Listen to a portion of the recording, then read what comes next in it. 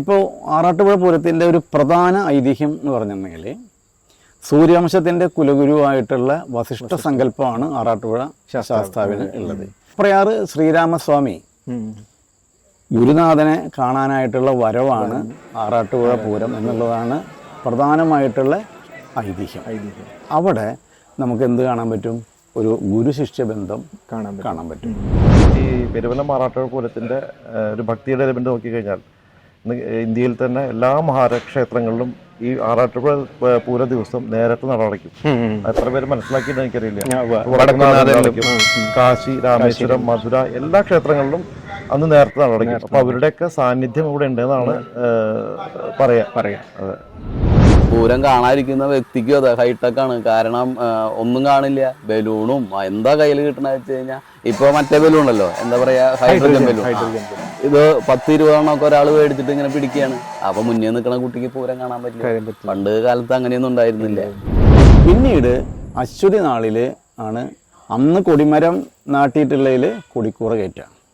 ആ കൊടിക്കൂറ കയറ്റി അന്ന് രാവിലെ കൊടിക്കൂറ കയറ്റും, വൈകുന്നേരമാണ് അശ്വതി പുറപ്പാട്.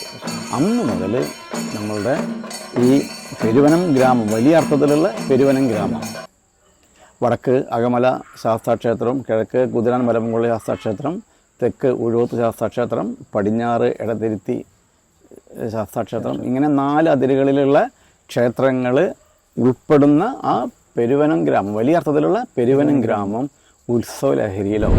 ആറാട്ടുപുഴ പൂരത്തിന്റെ ചരിത്രം ആരെങ്കിലൊക്കെ പറഞ്ഞിട്ടുണ്ടാവും. 1442 ആറാട്ടുപുഴ പൂരമാണ് പോരുന്നത്. ലോകത്തിലെ തന്നെ സെക്കൻഡ് ഓൾഡസ്റ്റ് ഹിന്ദു ഫെസ്റ്റിവലാണ് ഈ ആറാട്ടുപുഴ പൂരം. Second oldest. ഒന്നാമത്തെ കുംഭമേളയാണ്. ഒന്നാമത്തെ ഏറ്റവും ഓൾഡസ്റ്റ് ഹിന്ദു ഫെസ്റ്റിവൽ കുംഭമേളയാണെങ്കിൽ രണ്ടാമത്തെ ഓൾഡസ്റ്റ് ഹിന്ദു ഫെസ്റ്റിവൽ നമ്മുടെ ആറാട്ടുപുഴ പൂരമാണ്. 1442 കൊല്ലം പഴക്കം ഈ പൂരത്തിനുണ്ടെന്നത്. കഴിഞ്ഞ ഭാഗം കാണാത്തവർ മേലെയുള്ള ലിങ്ക് ക്ലിക്ക് ചെയ്ത് കണ്ടതിന് ശേഷം ഈ ഭാഗം കാണുക.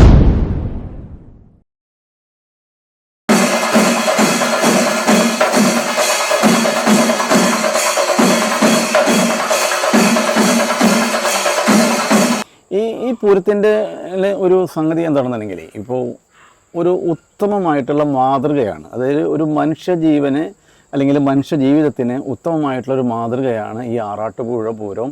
അതുമായിട്ട് ബന്ധപ്പെട്ടുള്ള ഇതിൻ്റെ ചടങ്ങുകളും കാര്യങ്ങളൊക്കെ. ഇപ്പോൾ ആറാട്ടുപുഴ പൂരത്തിൻ്റെ ഒരു പ്രധാന ഐതിഹ്യം എന്ന് പറഞ്ഞിട്ടുണ്ടെങ്കിൽ സൂര്യവംശത്തിൻ്റെ കുലഗുരുവായിട്ടുള്ള വസിഷ്ഠ സങ്കല്പമാണ് ആറാട്ടുപുഴ ശാസ്താവിന് ഉള്ളത്. പ്രയാറ് ശ്രീരാമസ്വാമി ഗുരുനാഥനെ കാണാനായിട്ടുള്ള വരവാണ് ആറാട്ടുപുഴ പൂരം എന്നുള്ളതാണ് പ്രധാനമായിട്ടുള്ള ഐതിഹ്യം. അവിടെ നമുക്ക് എന്ത് കാണാൻ പറ്റും? ഒരു ഗുരുശിഷ്യ ബന്ധം കാണാൻ പറ്റും. തൊട്ടിപ്പാള് പൂരത്തുനാള്, തൊട്ടിപ്പാള് ഭഗവതിയും ചാത്തകുടം ശാസ്താവ് സഹോദരന്മാരാണ്. അവിടെ ഒരു കാപ്പുകെട്ട് എന്നൊരു ചടങ്ങുണ്ട്. സഹോദരനും സഹോദരിയും തമ്മിൽ ഒരു കാപ്പുകെട്ട്. അത് സഹോദരനും സഹോദരിയും തമ്മിലുള്ള ഒരു ആത്മബന്ധമാണ്. അതേപോലെ തന്നെ ചക്കംകുളങ്ങര ശാസ്താവ് തൃക്കൂർ അമ്പലത്തിൽ പോയി അവിടെ ഒരേ പീഠത്തിൽ ഇറക്കി എഴുന്നള്ളിക്കും. അത് അച്ഛനും മകനും തമ്മിലുള്ള റിലേഷനാണ്. കടുപ്പശ്ശേരി ഭഗവതി ഇവിടേക്ക് എഴുന്നള്ളി വരുന്നതിനേക്കാൾ മുമ്പ് തൊട്ടടുത്തുള്ള അവിട്ടത്തൂർ ശിവക്ഷേത്രത്തിൽ പോയിട്ട് സമ്മതം ചോദിക്കും ഇതിൻ്റെ ഉള്ളിൽ. അവിടെ പട്ടും താലിയും വാങ്ങാന്നുള്ളൊരു ചടങ്ങാണത്. അവിടെ നടക്കുന്നത് എന്താ? ഭാര്യ ഭർത്തൃ ബന്ധമാണ്. ഇങ്ങനെ പലതരത്തിൽ ഈ പൂരം നമ്മളുടെ ജനങ്ങളുമായിട്ട് ബന്ധപ്പെട്ട് എടുക്കും. ചേർപ്പ് ഭഗവതി ക്ഷേത്രത്തിലാണ് ആദ്യമായിട്ട് കൊടിയേറുന്നത്. അതിനുശേഷമാണ് ബാക്കി എല്ലാവരും തുടങ്ങുന്നത്. അപ്പൊ അതിനെന്താണ് അങ്ങനെ ഒരു പ്രാധാന്യം? പണ്ട് വളരെ കാലങ്ങൾക്ക് മുമ്പ് ഇത് 28 ദിവസത്തെ ഉത്സവമായിട്ടാണ് ഈ ആറാട്ടുപൂരം നടന്നിരുന്നത് എന്നാണ് ഐതിഹ്യം. അപ്പൊ അതിന്റെ 28 ദിവസം മുമ്പത്തുള്ള കൊടിയേറ്റ ചേർപ്പ് ഭഗവതി ക്ഷേത്രത്തിലാണ് നടന്നിരുന്നത്. അതിന്റെ വലിയ വിളക്കായിരുന്നു പെരുവനം പൂരം. അതിന്റെ ആറാട്ടായിരുന്നു ആറാട്ടുപുഴ പൂരം. അത് പിന്നെ ലോപിച്ച് അന്ന് 108 ദേവീദേവന്മാരെ പങ്കെടുത്തിരുന്നു എന്നാണ് പറയുന്നത്. ഇന്ന് പക്ഷെ അതൊക്കെ ലോപിച്ച് 24 ക്ഷേത്രങ്ങളായി ഒതുങ്ങി. അത് മാത്രമല്ല, ഈ പെരുവലം ആറാട്ടുപുഴ പൂരത്തിന്റെ ഒരു ഭക്തിയുടെ എലമെന്റ് നോക്കിക്കഴിഞ്ഞാൽ ഇന്ത്യയിൽ തന്നെ എല്ലാ മഹാക്ഷേത്രങ്ങളിലും ഈ ആറാട്ടുപുഴ പൂര ദിവസം നേരത്തെ നടയടയ്ക്കും. എത്ര പേര് മനസ്സിലാക്കിയിട്ട് എനിക്കറിയില്ല. കാശി, രാമേശ്വരം, മധുര എല്ലാ ക്ഷേത്രങ്ങളിലും അന്ന് നേരത്തെ നടയടയ്ക്കും. അപ്പൊ അവരുടെയൊക്കെ സാന്നിധ്യം ഇവിടെ ഉണ്ടെന്നാണ് പറയാ. അതെ. അതുപോലെ ചേട്ടാ നമ്മളെ ആറാട്ടുപുഴ പാലം പണ്ട് ഉണ്ടായിരുന്നില്ലല്ലോ. അപ്പൊ എങ്ങനെയായിരുന്നു ആളുകള് ഉത്സവം കാണാൻ വന്നിരുന്നത്? ആറാട്ടുപുഴ പാലം വന്നിട്ട് ഇപ്പോൾ ഒരു 3-4-5 വർഷമുള്ള. അതിന് മുന്നേ ഉത്സവം കാണാൻ വന്നിരുന്നത് 2 വഞ്ചി കൂട്ടി കെട്ടിയിട്ട് അതിനെ ചങ്ങാട ഉണ്ടാക്കുകയാണ്. ആ ചങ്ങാടത്തും കൂടെയാണ് ആൾക്കാരെ കടത്തിയിരുന്നത്. അത് പല വർഷങ്ങളിലും ചെറിയ അപകടങ്ങളൊക്കെ സംഭവിച്ചിട്ടുണ്ട്. മരണമൊന്നും സംഭവിച്ചിട്ടില്ല, എന്നാലും അപകടങ്ങൾ സംഭവിക്കാറുണ്ട്. ആൾക്കാരെ കൂടുതൽ അതിൽ ലോഡ് കയറ്റിയിട്ടും.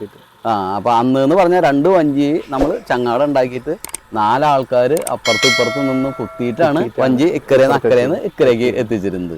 അപ്പൊ അതൊക്കെ ഒരു വേറിട്ട അനുഭവമാണ്. പക്ഷെ അതൊക്കെ ഒരു നേർക്കാഴ്ചയായിരുന്നു. പക്ഷെ ഇന്നതൊന്നുമില്ല. ഇന്നിപ്പോ പൂരത്തിന് എല്ലാത്തിനും എന്താ പറയാ ഒക്കെ ഒരു ഹൈടെക് പോലെ.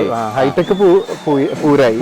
ഹൈടെക്കായി. നമ്മുടെ പഴയ ആ തനിമയത്വം നഷ്ടപ്പെടുകയും അതുപോലെ തന്നെ നമ്മൾ ഈ പൂരം കാണാതിരിക്കുന്ന വ്യക്തിക്കും അതെ ഹൈടെക്കാണ്. കാരണം ഒന്നും കാണില്ല. ബലൂണും എന്താ കയ്യിൽ കിട്ടണ വെച്ച് കഴിഞ്ഞാൽ ഇപ്പൊ മറ്റേ ബലൂൺ ഉണ്ടല്ലോ, എന്താ പറയാ, ഹൈഡ്രജൻ ബലൂൺ.